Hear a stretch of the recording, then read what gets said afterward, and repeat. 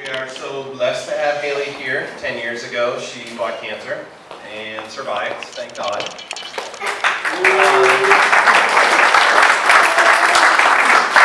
We are also blessed to have the doctors and nurses that helped with this, some of them.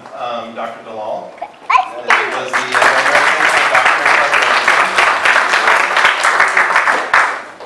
and the nurse that helped out, Karen Anthony.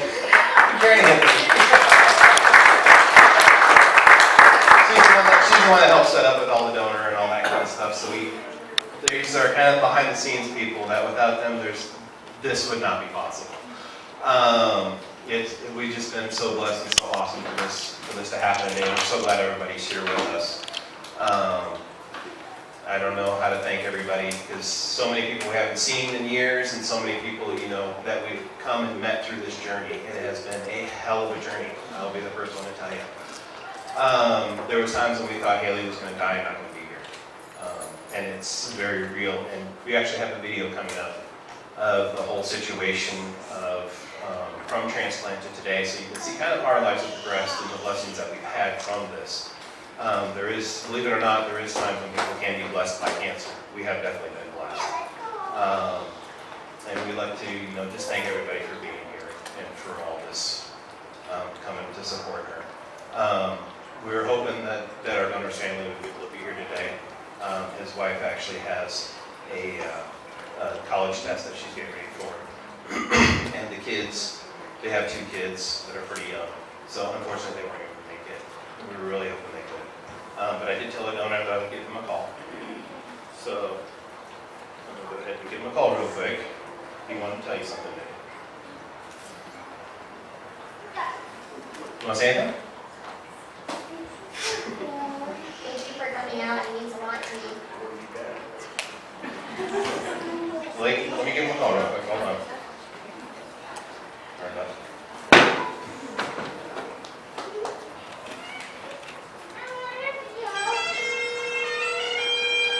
Sorry.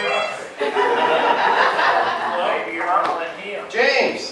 Hi. Hi, how's it going? Come up here and say hi to Hailey. Ladies and gentlemen, this is James. He's Hailey's donor. Hailey has never met him. He's the one that ended up donating for Hailey, and he's got a little bit of the story he'd like to tell you.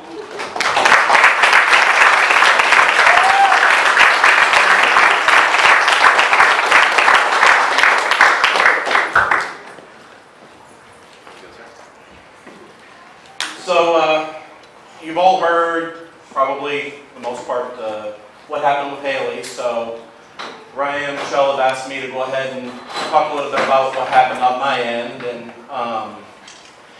really it was kind of out of the blue. I was in college and they had a whole thing set up and they were, it was a big drive to get people to sign up to donate bone marrow.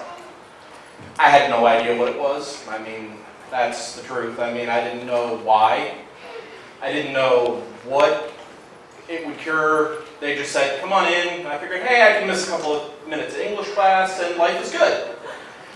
Yeah, it was really that big of a deal at that point. About 7 years later, I get a phone call and they say, we've matched you to somebody. We need you to do some blood work.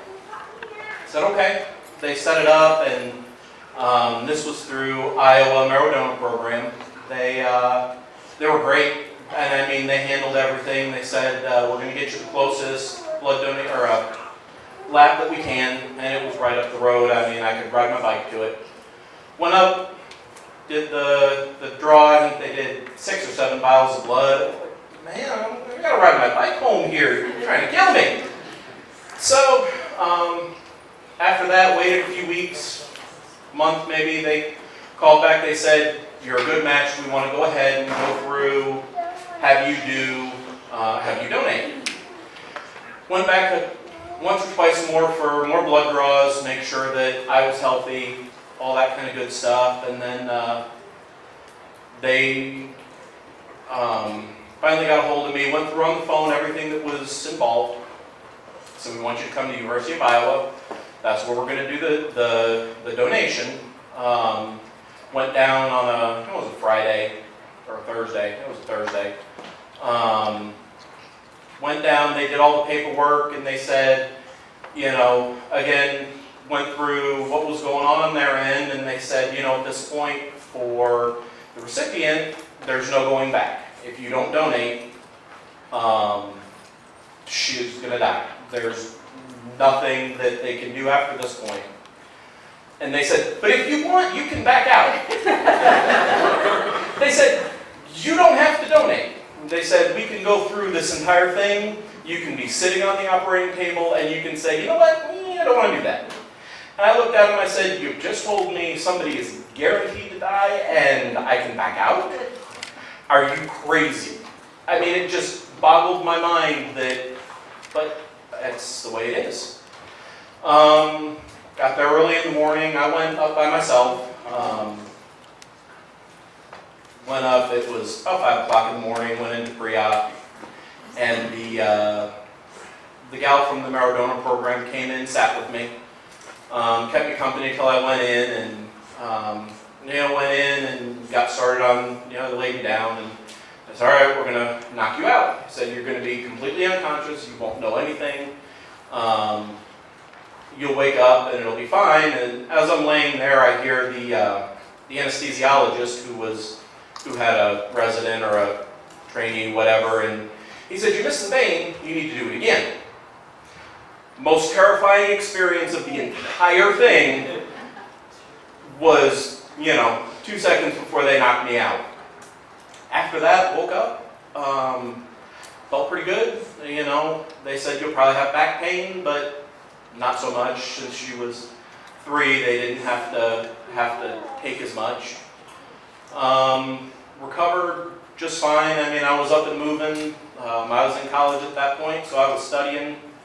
A couple hours after they put me back in the room and spent the night at the hospital. They wouldn't let me go home since I didn't have anybody.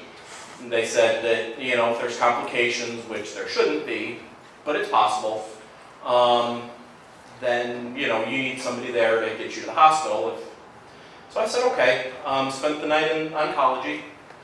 They were wonderful. Next day, they were discharging me. The donor program people came in. They said, we're having our reunion this afternoon. Why don't you come and, come. You're part of the family now, basically, and, come to the reunion. And I said, why not? Went, got a nice shirt, because then I went in comfortable clothes. They said, you need to be comfortable. So, got a button-down shirt to wear with the jeans that I had, and went, and about the first 30 seconds, couple minutes, the gal got up, she was introducing the whole thing, and she said, oh, and by the way, we have our newest donor. He's right there. Everybody wave. Thank you for putting me on the spot. And it was amazing. I mean, at that point, everything was very sterile, for a lack of a better word. I mean, I didn't know who I had donated to. I knew how old she was.